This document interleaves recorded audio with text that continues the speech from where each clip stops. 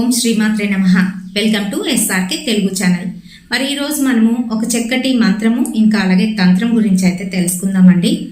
ఈరోజు మనము ముగ్ధల పురాణం ప్రకారము తాంత్రిక స్వరూపాలైన 32 గణపతుల్లోని అత్యంత శక్తివంతమైన గణపతి గురించి అయితే తెలుసుకుందాము.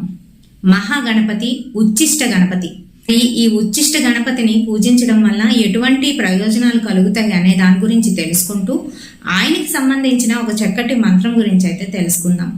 అయితే చాలా మంది ఇళ్లల్లోని పిల్లలు చదవట్లేదని, వాళ్ళు ఎంతసేపు చదివినప్పటికీ కూడాను చదివింది గుర్తుకు రావట్లేదని, ఇంకా అలాగే మర్చిపోతున్నామని, కొంతమంది అయితే అసలు చదువు మీదే కాన్సన్ట్రేషన్ అనేది చేయలేకపోతున్నామని, మాకు ఇదంతా వద్దు అని గోల్ చేస్తూ ఉంటారు. మరి అటువంటి పిల్లల్ని దారిలో పెట్టేందుకు, ఇంకా వాళ్ళలో ఉన్న జ్ఞానాన్ని అభివృద్ధి చేసేందుకు ఈ ఉచ్చిష్ట గణపతిని ఏ విధంగా పూజ చెయ్యాలి, స్వామివారు ఎలా ఉంటారు అనే దాని గురించి అయితే తెలుసుకుందాం.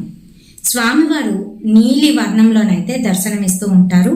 ఆయనకి 6 హస్తాలు అయితే ఉంటాయి.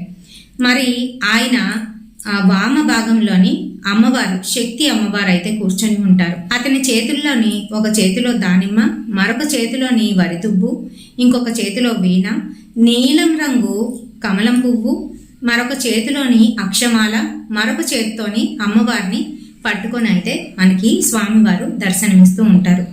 ఈయన నీలి రంగులో ఉండడానికి గల కారణం ఏంటి అనంటే, మరి ఆకాశం ఇంకా అలాగే సముద్రం చూసుకున్నట్లయితే వాటి ఆది అంతం అనేది మనకు తెలియదు, అంటే అవి అనంతమని.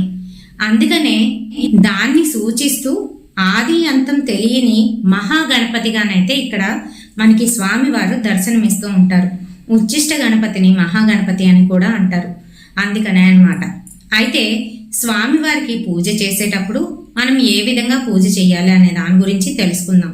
వామాచార పద్ధతుల్లోని స్వామివారు నీలంగా కాకుండా ఎర్రగా ఉంటారని, స్వామివారికి పూజ చేసే ఏ భక్తులు ఎరుపు రంగు వస్త్రాలను ధరించాలి, ఎరుపు రంగు మాలను ధరించాలి, అలాగే ఎరుపు రంగు బొట్టుని పెట్టుకొని స్వామివారికి ఎర్రటి కుంకుమతో పూజ చేయాలి, ఎర్రటి పూలని సమర్పించాలి, అలాగే ఎరుపు రంగు దానిమ్మ పళ్ళని సమర్పించాలి, ఎరుపు రంగు స్వీట్స్, తియ్యటి పదార్థాలు ఏవైనా చేసి వాటినైతే స్వామివారికి సమర్పించాలి. అప్పుడు ఖచ్చితంగా మీ బుర్రలోని ఆ జ్ఞానం అనేది పెరుగుతుంది. మరి స్వామివారికి ఈ రకంగాను వామాచార పద్ధతుల్లోనైతే మనము పూజ చేసినట్లయితే ఖచ్చితంగా ఎవరైతే ఏమీ గుర్తుండట్లేదు, పరీక్షలకు వెళ్ళేసరికి అక్కడ అన్ని మర్చిపోతున్నాం అని చెప్పే పిల్లలు ఎవరైతే ఉన్నారో వారి చేత ఈ స్వామివారికి సాయంత్ర సమయాలలోని చవితి రోజున పూజ అయితే చేయించండి. అది కూడాను ఏ సమయంలోని 7:30 తర్వాతే పూజ అయితే చేయించండి.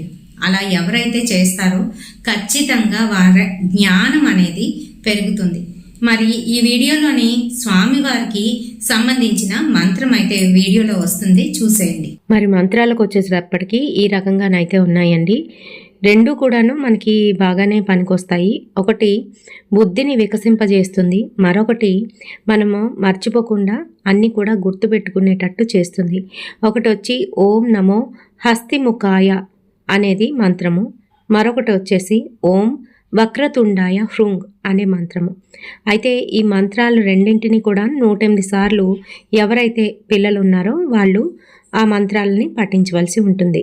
మరి స్వామివారికి ఎరుపు రంగు పదార్థాలని నైవేద్యంగా నివేదించాలి కాబట్టి మీరు ఎరుపు రంగు లడ్డూలని స్వామివారికి నైవేద్యంగా నివేదించి రాత్రి సమయంలో ఈ పూజను చేసినట్లయితే మంచిగానైతే పనికొస్తుంది.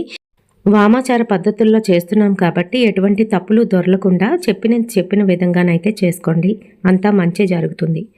మరి ఈ వీడియో మీ అందరికీ కూడా ఉపయోగపడుతుందని అనుకుంటున్నాను. వీడియో నచ్చినట్లయితే తప్పకుండా ఒక లైక్ వేసి షేర్ చేయండి. మనలాంటి మరికొంతమందికి ఈ వీడియో వెళ్తుంది.